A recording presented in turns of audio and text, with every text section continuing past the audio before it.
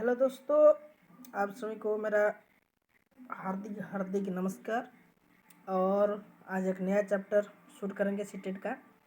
कब, कहाँ और कैसे। ठीक है, चलो जल्दी जल्दी 50 क्वेश्चन इसमें है, उसको हम डिस्कशन कर लेंगे।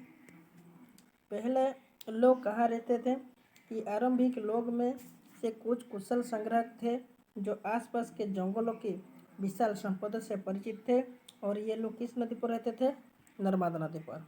नेक्स्ट, सुल्तान सुलेमान और कित्थर पहाड़ी।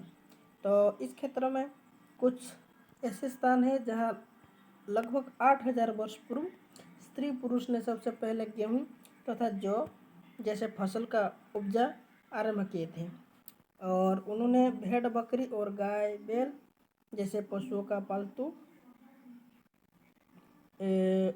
बनाना शुरू किए। ठीक है, नेक्स्ट, गारो तो था, बिंदु पहाड़ी है। तो सबसे पहले चावल का उपजाया गया था, और ये स्थान कहाँ पर है? बिंद के उत्तर में स्थित।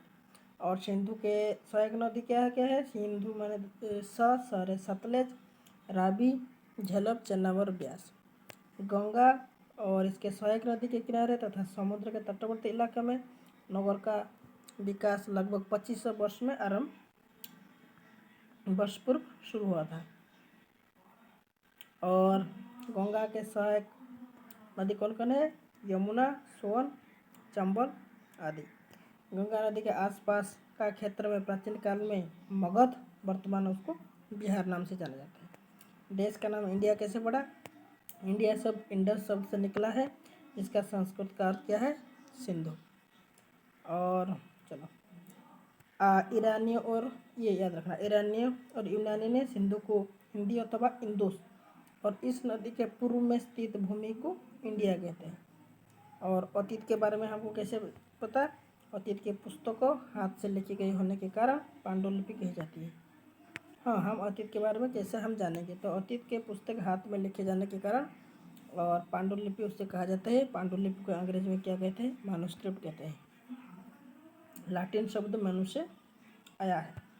पांडुलिपि प्राय ताड़पत्र अथवा हिमालय क्षेत्र में आने वाले भुर्ज नाम के पेड़ के छाल को विशेष तरीके से तैयार किया जाता था। भोजपत्र पर लिखा मिलते थे। क्या?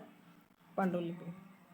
हिमालय के जो क्षेत्र में ये पेड़ मिलते हैं, ऐसे वस्तु को अध्ययन करने वाला का जो इस पुरातत्वविद कहे, जैसे पांडुलिपि मैन्युस्क्रिप्ट, इसको जो अध्ययन जो करता है, ये सब वगैरह करता है, उसको हम पुरातत्वविद कहते हैं। अभिलेख कहाँ पर किया जाता है? शिला, लोह, ताम्र उत्कीर्ण किए गए मिलते हैं। मतलब जो कठिन पदार्थ है उसमें लिखा जाता है कि बहुत सालों पर उसको रह सके। कृषि का प्रारंभ कब हुआ? 800 वर्ष पूर्व। सिंधु सभ्यता का प्रारंभ नगर 47 से 4700 वर्ष पूर्व हुआ था। गंगा घाटी के नगर मगध का बड़ा राज्य वर्ष पूर्व में 2500 वर्ष में ये हुआ था। क्या? गंगा घाटी के नगर मगध का बड़ा राज्य थे, और ये 25 वर्ष पूर्व हुआ था। और वर्ष की गणना कैसे किया जाता है? ईसा मसीह का, जो ईसा मसीह के जन्म की तिथि को कहा जाता है। ठीक है, और 200 वर्ष कहने के तात्पर्य ईसा मसीह के 2000 वर्ष के बाद से है। ईसा मसीह के जन्म के पूर्व को सभी तिथियों को हम ईसा पूर्व कहते हैं। ठीक है, और अभिलेखागार और ऐतिहासिक पांडुलिपि तथा दस्तावेज को रखा जाता है। अभिलेखागार में क्या रखा जाता है? यह आता है ऐतिहासिक पांडुलिपि तथा दस्तावेज। अखटे के लोग क्या करते हैं? खाद्य संग्रह, मछलियाँ और चिड़िया पकड़ते थे। भारत में पाषाण कालीन की सभ्यता की खोज कौन किया था? रॉबर्ट 1863 में। उसके बाद बागोर क्या है? बागोर मध्य पाषाण काल का सबसे बड़ा स्थल है, और ये क्या आते हैं? जंगली और पालतू पशुओं के अस्थियाँ। बागोर में क्या मिलती है? पशुओं के अस्थियाँ।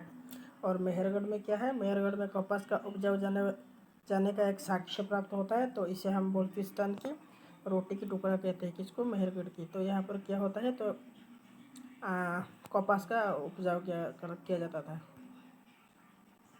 और बुर्ज होम से मानव के साथ कुत्ता को दफनाया जाता था। तो ये कहाँ पर? मानव के, ये कश्मीर में है। ठीक है, बुर्ज होम। कुलवाडिया नामक स्थल में धान को उगाए जाने वाला प्राचीनतम साक्ष्य प्राप्त मिलता है। कहाँ? कुलवाडिया। इनाम गांव में क्या होता है ना? इनाम गांव में ताम्रपाषाण के जीव संस्कृति से संबंधित बस्ती थी। इसे संस्कृत बहुत सारा, हाँ, इसमें क्या होता है, इस संस्कृति में बहुत सारे बच्चों को दफनाया जाता है।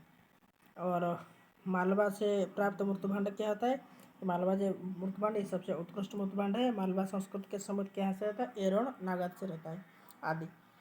जिस काल में किसी विषय का लिखित विवरण प्राप्त नहीं होता है उसे प्रागैतिहासिक कहते हैं, वह प्री हिस्टोरिक पीरियड कहा जाता है। ठीक है, तो प्रागैतिहासिक उसको हम 3 आधार में उपयोग किया गया है, पूरा पाषाण, मध्य पाषाण और नव पाषाण। 20 लाख ईसा पूर्व, हाँ, और मध्य पाषाण 8,000 ईसा पूर्व से 4,000 ईसा पूर्व, और ये 9,000 है 1,000 ईसा पूर्व। ठीक है, मध्य पाषाण पर्यावरण में बदलाव देखते हैं, और इसी कारण से मेसोलिथ यानी मध्य पाषाण जो कहते हैं, मध्य पाषाण क्या होता है, पर्यावरण का बदलाव हम देखते हैं। मध्य पाषाण में लोग क्या कहते हैं, स्थायी रूप में रहने लगे। हाँ, कहाँ, कब, मध्य पाषाण में। मध्य पाषाण में क्या लोग स्थायी रूप में रहने लगे। इस काल में मछली पकड़ना तो था खाद्य संग्रह पर निर्भर करते हैं।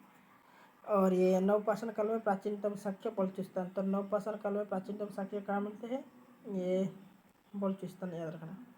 मेहरगढ़ से, हाँ, बलूचिस्तान के मेहरगढ़ से मिलती है। इसमें और क्या मिलती है, कुंभकारी मिलती है। और नवपाषाण काल में अग्नि का उद्भव हुआ, कब, ये नवपाषाण काल में। चलो, ताम्रपाषाण युग में ताम्र का प्रयोग किया और साथ में पत्थर का भी प्रयोग किया। कृषि के लिए अपनाई गई सबसे प्राचीनतम फसल क्या है, गेहूँ और जौ, ये याद रखना। बरजोम कहाँ पर, कश्मीर में, जो गड्ढे के नीचे घर बनाते थे और जिन्हें गर्तवास कहते हैं। मतलब कश्मीर के ठंडे एरिया है, ठंडे एरिया में थोड़ा लोग मतलब गड्ढे करके रहते हैं, तो ऐसे याद रखना, उसको गर्तवास कहते हैं। पाषाण युग में सामग्री कहाँ कहाँ पाते हैं, ये जो गेहूँ, जो भेड़ बकरी, ये मेहरगढ़ में पाते थे। और मेहरगढ़ के बलूचिस्तान के रोटी के टुकड़े भी कहा जाता है। चिराद कहाँ पर है, चिराद बिहार प्रांत पर नामक एक नवपाषाण काल, ये नवपाषाण काल है। पुरातन एकमात्र ऐसा पुरस्थल है जहाँ पर हड्डियाँ पाई जाती है, जो मुख्य रूप से हिरण का सींगू के है। क्या, हिरण का सींगू का है, कहाँ पर, बिहार में। चिराद, बिहार मतलब हिरण बिहार करता है, ऐसे याद रखना। मिट्टी के सरकंडों के बने गोलाकार आयतकार घर में रहते थे। क्या, जो मिट्टी और सरकंडों के बने गोलाकार या आयतकार घरों में रहते हैं। चलो, अभिलेखों में अध्ययन की जो अभिलेखों को जो अध्ययन करते हैं उसको हम एपिग्राफी कहते हैं, इसको याद रखना। सिक्कों का अध्ययन को, हाँ, इसको भी याद रखो। सिक्कों को यदि जो इसका अध्ययन जो करते हैं उसको हम क्या करते हैं, न्यूमिस्मेटिक्स भी कहता है। भीमबेटिया कहाँ पर है, भीमबेटिया मध्य प्रदेश में, रायसेन जिले में। ठीक है, आगे चलो। इतिहास कब प्रारंभ हुआ, जब हमको लिखित प्रणाम, लिखित सोर्स मिला, मतलब स्रोत मिला। भारतीय उपमहाद्वीप धान की खेती का प्राचीन साक्ष्य कहाँ पर मिलते हैं, विंध्य क्षेत्र। प्रमाण के अनुसार पशुपालन का आरंभ मध्य पाषाण में आरंभ हुआ। और भीमबेटी का पूरा स्थल भारत में किस राज्य में, ये मध्य प्रदेश में। ठीक है, और सिंधु घाटी में सभ्यता का बहिष्कार को लोग कहाँ पर, गड्ढे सीधा लट कर सिर उत्तर दिशा में लगा देते थे, उसको इनाम गाँव में।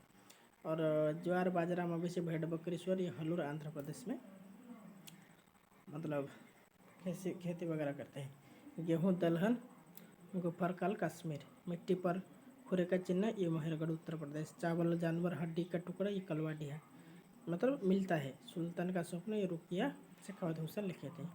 ठीक है, ये एक शॉर्ट वीडियो था। Thank you.